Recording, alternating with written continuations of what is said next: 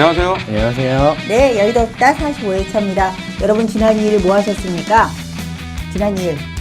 지난 일요일이요? 네, 지난 일요일 아무도 예상하지 못했죠. 예, 김한길 민주당 대표와 안철수 의원이 만나가지고 전격적으로 신당 창당에 합의했습니다. 야권 연대도 없다던 안철수 의원이 신당을 전격적으로 합의했는데요. 이거 어떻게 보셨어요? 이 통합시당 논의 어떻게 보셨습니까?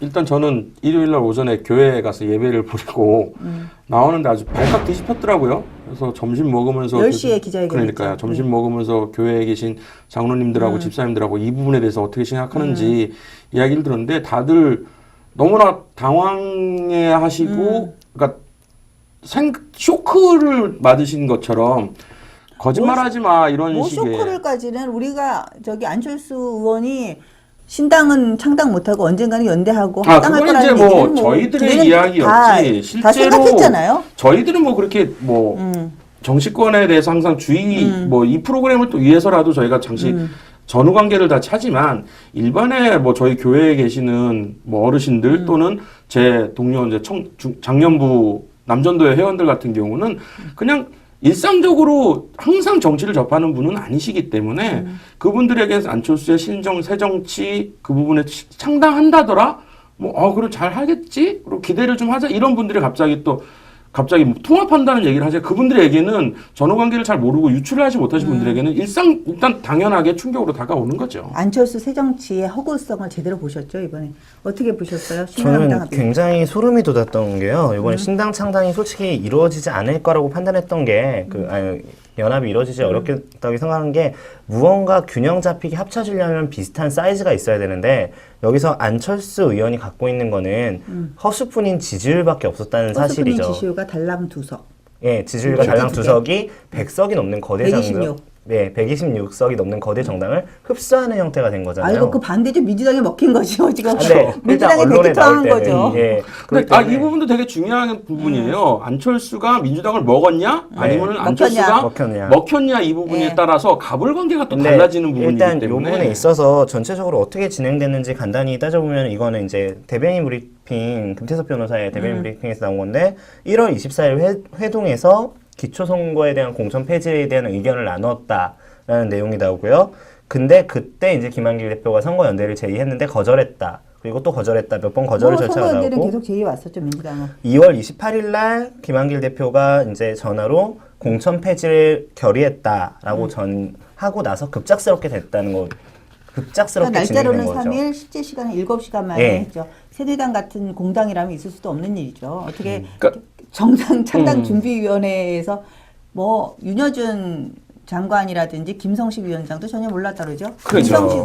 그 부분에서 또 우리가 얘기가 자꾸 산으로 갈 것 같긴 한데 중요한 부분이라 얘기를 김성식 위원 공동위원장하고 윤여준 공동위원장의 전혀 몰랐던 사실을 통해서 우리가 하나 또 중요한 부분이기 짚고 넘어가면 그동안에 항상적으로 얘기했던 안철수 하면 소통의 제왕이었고 소통의 아이콘이었던 부분인데 이 부분들이 본인 스스로가 독단과 제왕적 리더십의 전형을 보여줬다라는 부분 때문에 아마 김성식 전 의원의 마지막 블로그 글을 적어 보면서 참 얼마나 참담함을 느꼈을까라는 생각을 많이 해요. 그러면 3월 1일 토요일 12시 30분부터 그 다음날 새벽 4시까지 새누리당 김재원 전략본부장이랑 같이 JTBC에서 밤샘 토론하시더라고요. 거기서도 민주당은 계약 세력이라 그러면서 구악 세력이라 그러면서 절대 선거 연대를 없다고 새벽 4시 반까지 부르짖고 있었는데 바로 그 시간에 김한길 당대표와 안철수 의원이 만나서 합당 논의를 하고 있었다는 거 아닙니까? 대단한데. 대변인 브리핑의 가장 인상 깊었던 멘트는 마지막 줄인데요. 우리 쪽에서는 논의할 시간이 없어 오늘 아침 회의를 열고 추인하였다. 그 전에 발표가 나고요. 이것도 논의할 시간이 없었던 거죠. 그 말 자체가 이제 이걸 모든 결정 자체가 그런 생각했어요. 페이퍼 컴퍼니 하나 만들어가지고 아주 부실덩어리 페이퍼 컴퍼니 하나 만들어서 민주당이라는 거대 당을 통해서 우회장장 시키고 지분 팔아서 챙겨갖고 나와서 많은 개미 투자가들을 갖다가 아주 그냥 극도의 그냥 좌절감에 빠지게 하는 딱 그런 아주 제일 좋은 그런 벤처 거품의 한 단면을 정말 본 것 같아서 정말 너무 슬프했는데요. 인권돈에서 트위터에 제가 글을 봤는데 어떤 분이 쓰신 건지 제가 기억이 안 납니다만 중요한 순간마다 철수한다는 거요? 그렇죠. 중요한 순간마다 벌어지는 안철수의 독단적인 행동, 배신 이 부분에 이제 신물이 난다. 그러니까 무엇을 믿고 그렇죠. 뭐 얘기를 하겠는가라는 거죠. 서울시장 할 때도 뭐 한다 압권은 대선이었죠. 그렇죠. 대선도 압권이었죠. 한다 하다가 그냥 어느 날 갑자기 제가 접겠습니다. 창당도 하겠습니다 해놓고 제가 접겠습니다. 그러니까 이 모든 것들을 전제를 한 적이 없어요. 소통을 통해서 이루어지진 않았다라는 거죠. 그러니까 결국은 이번 통합 어떻게 바라보느냐? 저는 이렇게 봅니다. 안철수라고 하는 사람이 그동안 계속 거짓말만 해왔던 사람이었고 스스로를 아주 보기 좋은 포장지로 감싸왔던 사람이 이제는 포장지를 스스로 벗어버리고 알맹이만 드러난 상황이어서 안철수가 어떤 사람인가를 스스로가 고해했다고 봅니다. 그러면 안철수 의원이 독자신당을 창당한 지 40일 만에 마음을 바꿨잖아요. 합당이라는 선거 연대를 뛰어넘는 아주 초강수를 뒀는데 왜 이랬을까요? 어떻게 느끼세요? 전 젊은 사람들의 생각이 좀 더 궁금해요.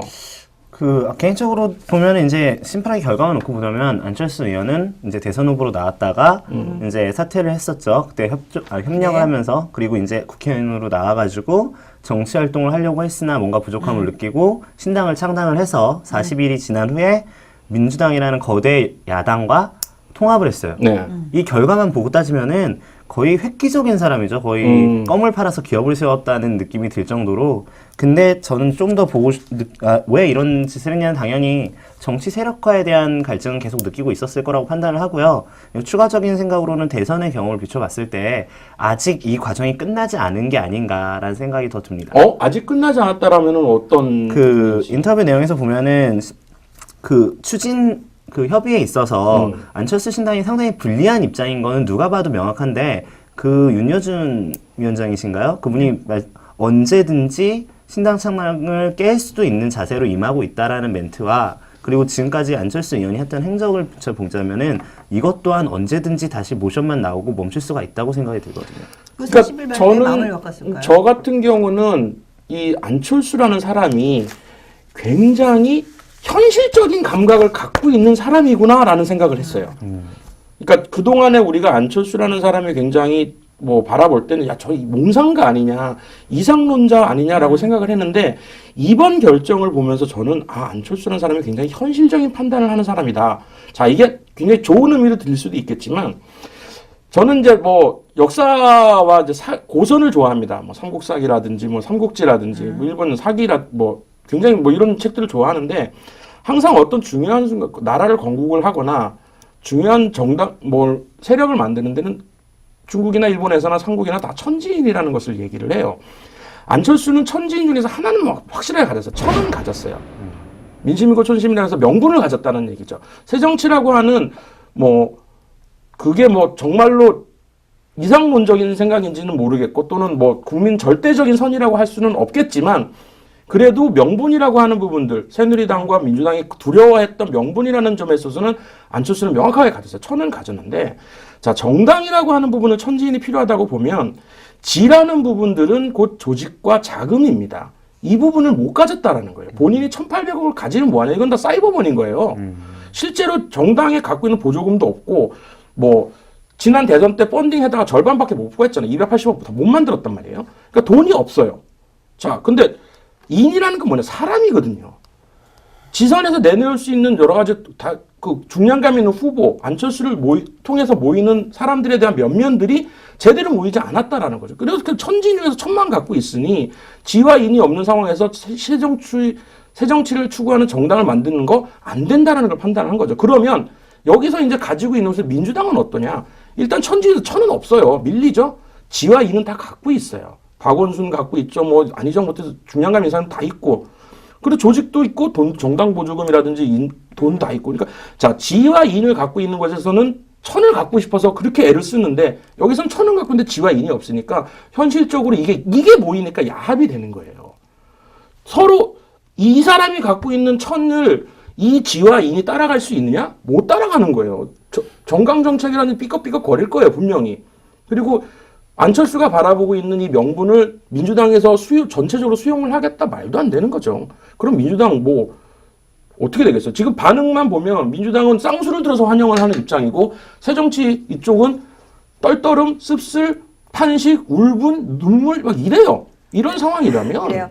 김한길 대표하고 안철수 위원장이 아마 이거 초강수를 둔 데는 내가 보기에는 안철수 위원장이 현실 정치 벽을 넘지 못한 거죠. 그러니까 본인이 이렇게 좀 신당 만들겠다 그러고 자기가 좀 돈을 쓰는 뉘앙스 모습을 좀 보이면 다른 사람들도 와서 돈을 쓰고 그다음에 뭐 사람들 모이고 이럴 줄 알았는데 두 석 가지고는 도대체 할 수 있는 게 별로 없구나라는 생각을 하게 된 것 같아요. 그러면서 이제 안철수식의 새 정치는 이제 명분을 상실하게 됐는데 이번에 이제 이런 통합을 하게 된 계기에는 안철수 의원하고 김한길 대표가 친노 세력을 배제하겠다라는 명분 그 전략이 딱 맞아 떨어진 것 같아요. 이 부분은 어떻게 보세요?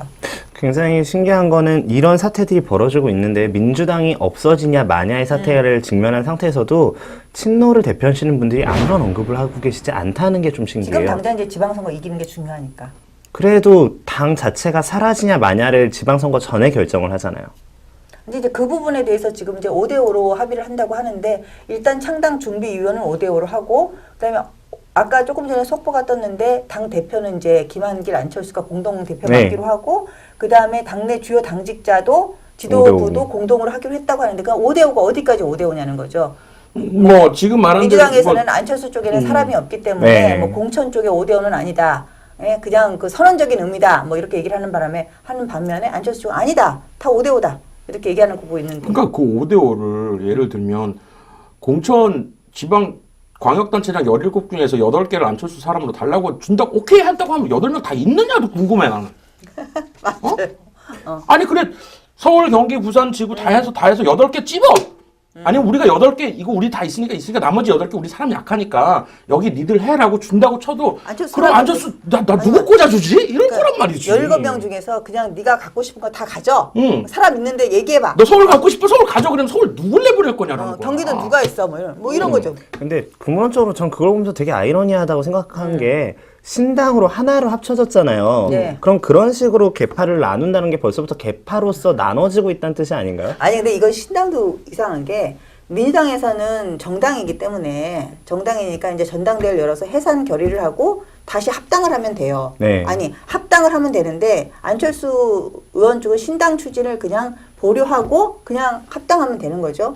그런데 이제 문제는 정당 보조금이라든지 지금 이제 당장 이제 2분기 정당 보조금이 한 5월경에 나갈 텐데 정당 보조금이나 비례대표 승계 문제가 있어요. 당원 유지 문제도 있고 민주당이 해산을 하면 정당 보조금도 받을 수가 없고 비례대표도 당연히 없어지고 다 날아가는 거죠. 당원들도 이제 다 탈퇴했다가 다시 입당해야 될 문제가 생기고 그리고 민주당이 갖고 있는 재산을 다 처분해야 되는데 그 현금과 건물 재산 가치가 약 100억이 좀 넘는다고 하더라고요. 그렇죠. 뭐 여의도에도 그러니까 이제 장사 민주당은 있고. 합당이라는 제3지대 합당은 맞는데 그냥 합당 결의를 하면 된다 이런 것이고 안철수 쪽은 말도 안 되는 얘기다. 니네 해산하고 와라. 뭐 이렇게 얘기했다. 뭐 이런 그게 얘기 아니에요? 안철수 같은 경우가 그렇게 뭐 해산하지 않으면 자기가 흡수되는 거라는 게 너무 그냥 뻔하게 보이는 해산하지 않으면 거니까. 흡수되는 거죠. 흡수되는 거죠. 그러니까 그게 싫은 거야. 그러니까 니들도 당 이름 바꾸고 하고 그 돈 다 어떻게 뒷공무니로 챙겨가지고 그거 다시 다 갖고 들어와. 이 얘기인 거지. 나는 돈은 필요한 니들 돈 준다며. 사람 주고 돈 준다며. 그럼 니들 깨끗하게 하고 명분 우리가 갖고 있는 새정치라는 명분에 걸맞게 니들 깨끗하게 해산하고 들어오면 가자 그건데 뭐 그게 현실적으로 되는 소리냐라는 거지. 1, 20원도 아니고 나한테 뭐 1, 2억 주는 것도 아니고 몇백억을 갖고 움직여야 되는 돈인데 지도 아니 자기도 회사 갖고 있는 사람이 왜 그렇게 생각을 그리고 못하냐는 아까부터 계속 거슬리는 게 안철수 의원이 말하던 새정치라는 근본적인 개념은 제가 생각했을 때는 정당의 다원화였거든요. 왜 여기 있어 맞아. 네, 차악을 선택하는 게 아니라 또 다른 선택 안으로 더 나은 선택으로 국민들이 더 살아갈 수 있게 한다. 뭐 민생을 최우선으로 생각하는 건 어느 당이나 마찬가지죠. 그거는 새누리당, 민주당, 통합진보당, 모든 정의당 모두가 민생을 최우선으로 생각하는 거 맞고 그 안보를 중요시하는 것도 다 똑같아요. 근데 제가 궁금했던 건 다원화된 거대 양당이 아니라 다원화된 정당이 어느 정도는 설득력이 있다고 생각을 했는데 합쳐진 이상 새정치라는 말을 쓰는 것 자체도 약간 아이러니하다고 느껴져요. 그러니까 이게 새정치를 바라본 게 아니고 정치공학적인 연대라는 얘기가 여기서 나오는 거예요. 정치공학적인 연대는 안 하겠다는데 이거는 정치공학적인 연대를 넘어서 정치공학적인 합당을 하는 야합인 거지. 왜냐면 6.4 지방선거를 이김을 통해서 이제 또 다른 선거 토대를 만들겠다는 것 같은데 항상 이런 야합을 하면 이면에 합의된 내용이 있잖아요. 이번에 이면된 내용이 뭐냐면 이제 김한길 당권, 안철수 대권 이런 이면 합의설이 나오는데 거기에 대해서는 어떻게 생각하세요? 그러니까 문재인하고 이제 한판 붙어야 될 상황인데 대권을 놓고 그래서 이제 저는 거기서부터 이어진다고 생각하는 게 양당이 합당하는 과정에서 분명히 민주당을 해산시키자고 요구하는 건 안철수 쪽이고 그렇죠. 그냥 당대 당으로 흡수하자고 하는 건 김한길 쪽인데 제가 생각할 때 민주당을 해산시키자는 움직임이 나오면 친노 세력들은 절대 해산되지 않을 거라고 생각을 해요. 그리고 만약에 해산하고 신당 쪽으로 흡수되는 방향이라면 친노 세력은 따로 뛰어져 나와서 유지를 하실 거라고 정통 생각하거든요. 민주당을 만들겠다. 그렇죠. 왜냐하면 제일 중요한 건 정통성은 정통성이니까. 안 되니까요. 아니 따로 띄어져서 나오는 게 아니라 니네들 나가라 우리가 여기 지키겠다 그러겠지. 예, 근데 그거에 따라서도 그래야지 민주당의 자산은 그대로 유지하는 그러니까 남아있는 쪽이 유지하는 거거든요. 그것만 따져서도 거기서부터 이미 문재인과 안철수의 대권을 위한 행보가 갈라진다고 생각을 하거든요. 저는 이번에 그 말씀하신 것처럼 그 안철수 대권 그 김한길 그 당권 이 부분은 결국은 말씀하신 대로 친노 세력에 대한 주류권을 획득해 오겠다는 얘기예요. 자, 친노 세력에서 이 부분을 모르지는 않을 거예요. 그 사람들 뭐 왜 전시 빠꼬미들인데 우리보다 수백 배 수천 배 빠꼬미들인데 하지만 지금 선거 상황이 그렇게 압승 이건 아니거든요. 새누리당도 엄살을 떨고 있고 민주당도 또 좋다고 하지만 그래도 샴페인 밀 터뜨리지 말자라고 엄살을 떨고 있는 이유가 초박빙이란 말이죠. 일정 부분 굉장히 뭐 오차범위 내 초박빙으로 사투린다면 어느 한 곳이 압승을 하거나 또는 어느 한 곳이 뜬금없이 또 전패를 하거나 할 수 있는 게 충분히 가능한 상황이라는 거죠. 민주당 측에서는 그러니까 친노 세력 측에서는 안철수, 김한길이가 다 했는데 결과는 승리를 하더라도 이게 신승이 됐을 경우 압승이 아니고 압승은 할 말이 없는데 간신히 예, 간신히 신승을 했을 경우는 문재인 측에서 그 승리의 공고한 처음으로 몇 년 만에 이기는 거 아닙니까? 그 공과 속에서 자신들의 목소리를 다시 한번 낼 수 있는 결과가 생겨요. 전대에서 다시 한번 붙을 수 있어요. 전대에서도. 근데 여기서 만약에 또 최악의 경우 진다. 통합신당이 져버린다. 신패, 석패를 한다. 또는 뭐 전패를 한다고 해버리면 당장에 이 두 사람 목 날아가는 거죠. 7대7로 재보고선 그렇게 못 치르죠. 근데 이제 그 안철수 쪽에서 민주당의 그 새정치의 열망을 믿고 개선 의지를 믿고 했다라고 보는 게 이제 기초공천 폐지잖아요. 그러면서 공동추진위원장을 30의원을 했어요. 민주당 쪽에서는 30의원, 이제 안철수 의원 쪽에서는 김효석 씨가 이제 공동신당 추진위원장이 되었는데 30씨가 누굽니까? 그 2002년 한나라당 대선 후보 그 윤여준 서른대 윤여준이 난리잖아요 지금. 윤여준 장관이 그 김기식인가요? 최기식 씨라는 에디스한테 돈 받았다 20만 달러 받았다 그래가지고 허위사실 유포로 징역 살았잖아요. 예, 징역은 안 살았죠. 1년 6개월에 집행유예 3년 받아가지고 예. 그 유죄 판결 받았고 이제 2002년 대선 그 승리의 공로를 인정받아서 노무현 정권 때 이제 사면복권 돼가지고 이번에 이제 국회의원 배출 다시 단 사람인데 이런 사람을 공동추진위원장으로 하면서 과연 개선 의지가 있다고 지금 안철수는 믿는 걸까요? 그러니까 아니면 저는 속아주는 걸까요? 이 부분에서도 안철수 의원이 뭐 더 큰 것을 만들 민주당이 개선했다고 항상 이거 일반적으로 생각을 해봅시다. 현 단계에서 민주당이 기초선거 공천 폐지한다고 해서 민주당이 새정치 세력이라고 보는 사람이 누가 있을까요? 저는 정말로 누가 있을까라고 생각을 합니다. 본인도 뭐 넘어서야 될 고학 세력이라고 계획기로 얘기해놓고 민주당이 정말로 새정치와 함께할 수 있는 그걸로 환골탈퇴했고 쇄신했다라고 바라본 사람 단 한 명도 없을 거라고 바라봅니다. 지금 저는 그래요. 길 가는 사람 누구한테 물어봐도 민주당이 안철수 의원과 같이 갈 수 있는 그 새정치를 추구하는 세력입니까? 라고 보면 아니죠. 글쎄요라고 하는 대답이지 네라고 대답하는 사람 단 한 명도 없을 거예요. 진짜. 대상이었죠. 네. 네. 그런데 안철수 의원은 새정치를 한다는 사람이라고 생각을 하고 이 뭐 야합이든지 뭐든지 이렇게 붙어 먹었단 말이에요. 이 표현이 좀 과한지 모르겠지만 뭐 이렇다라면 이거는 결국은 뭐냐? 안철수 의원이 새정치를 생각을 포기했다라는 거예요. 그러니까 결국은 이 얘기는 난 새정치보다는 돈이 필요했고 사람이 필요했어. 조직이 필요했고 내가 일할 수 있는 멋들어진 사무실 하나가 여의도에 하나 갖고 싶었던 거야. 그 얘기예요, 지금. 지금 우리가 이번 일을 보면 이번 통합신당 창당 선언으로 인해서 최대 수혜자가 누굴까요? 김한길. 뭐 일간 김한길이라고 볼 수도 있죠. 저기 당대표에서 거의 뭐 쫓겨날 위기에 있던 사람을 갖다 집밥에 터뜨렸다고 볼 수도 있는데 누구? 저는 김한길이라고 봅니다. 개인적으로 저는 안철수. 안철수가? 어떻게? 아까 그런 이유로? 아니요. 좀 더 시나리오를 써보자면은 안철수 의원은 이길 게 없어요. 이번 사건으로 인해서 아니 좀 들어봅시다. 지금 합당이 안 되든 그러니까 안철수 의원은 지금 지지율은 갖고 있었지만 어차피 인물이 없었고 그 지지율이 실제로 득표로 나오는 결과는 한 번도 나온 적이 없어요. 언제든 사라질 수가 있는 지지율인데 그 지지율을 갖고 민주당 자체와 어느 정도 대등하게 협상을 진행 중인데 만약 여기서 운이 좋아서 제가 생각하는 건 완전한 합당이라고 생각하지는 않거든요. 운이 좋아서 친노 세력이 제외한 나머지 민주당의 비주류 인사들을 당으로 흡수할 수만 있기만 해도 만약에 안철수 의원이 생각이 있다면 처음에 제가 말했던 다원의 당 구조가 이루어지게 된다고 생각을 해요. 저는 또 그럼 물어보고 싶은 게 어떻게 대답하실지 모르겠어요. 안철수가 잃은 게 없다고 하지만 안철수는 가진 것 전부를 잃은 거예요.